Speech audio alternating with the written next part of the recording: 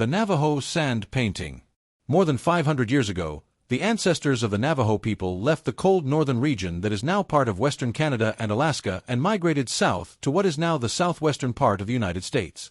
The area in which the Navajo finally settled is mainly desert. It is a harsh environment that gets little rain. The animals and plants that live there have had to adapt in order to survive in the unforgiving climate and landscape. When the Navajo arrived in the area, they too had to adapt to the harsh desert conditions in order to survive. They had to learn to make use of the natural resources in their environment to provide for their shelter, food, and other necessities. Over time, the Navajo became famous for the things they were able to create from the natural resources at hand. One of the most famous Navajo creations is called sand painting. Most people think of a painting as a work of art. For the Navajo, however, sand painting is not an artwork. Rather, sand painting is an important part of a religious ceremony. The making of a sand painting is part of a healing ceremony that is supposed to restore the health and well-being of a sick person. The only people who are allowed to create sand 25 paintings are specially trained Navajo singers, or medicine men, and their assistants.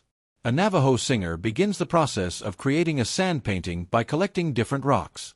The rocks are then crushed and ground into sand. Traditionally, a Navajo singer and his assistants make the sand painting on the floor of a small Navajo house called a hogan. Working under the direction of the singer, the assistants take colored sand in their hands and drip it on the floor in a line. Using different colors, they slowly make a picture. The size of Navajo sand paintings varies. A small sand painting is less than a meter wide, while a large sand painting can be over 6 meters wide. The number of people assisting the singer also varies. A small sand painting may have 2 or 3 people working on it and take an hour to complete, while a large painting may require 10 men and women and take all day to finish. During the healing ceremony, the sick person moves onto the completed sand painting. The sick person sits directly on the sand painting so that it can serve as a 45 pathway for evil or illness to leave the person's body and for goodness or health to return to it. This explains why the Navajo word for sand painting means place where the gods come and go. After the sick person has been treated, other visitors may go up to the painting and dab some of the sand on themselves so that the sand painting brings health and well-being into their lives too.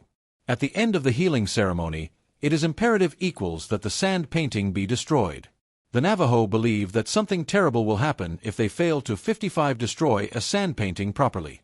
So, in the reverse of the order in which it was made, the singer sweeps the painting away and returns the sand to the landscape. Navajo singers make their sand paintings from memory, and they always make the same pictures in 60 exactly the same way. There are between 600 and 1,000 different pictures for sand paintings. At one point in history, there was one singer for every 150 Navajos. Today, the ratio is much lower, with one singer for roughly every 2,200 people. One reason for this change 65 is the extensive training required to perform the duties of a singer. It can take as long as 14 years to train someone. A second reason for the change in ratio is that a singer can train only one student at a time. This need for one-on-one training has limited the number of students who can be trained. While a true sand painting is part of a Navajo ceremony and lasts for only a short time, sand painting as a permanent art form has also developed. The first permanent sand paintings appeared in the early 1900s. These early pieces of art were actually tapestries rather than paintings made with sand. The tapestries were woven by a respected Navajo singer named Hosteen Claw, who copied the pictures from sand paintings. However, to avoid causing something terrible to happen by making a permanent picture, Claw never made the picture exactly the same as the original. He would not use a Navajo picture without changing it a little. Before long, tourists in the area saw Claw's weavings and asked to buy them. Claw finally agreed to sell one of his weavings if the buyer promised never to put it on the floor or walk on it. In the 1930s, the Navajo began creating another type of permanent sand painting. They made these permanent paintings by slowly dripping colored sand 90 onto glue-covered boards. Today, these sand paintings are considered to be works of art rather than part of a religious ceremony.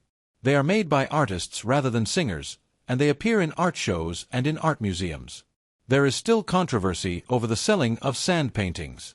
Some Navajos say that sand paintings are part of their religion and should not be sold. But others believe that the artist's changes to the pictures protect their religious power.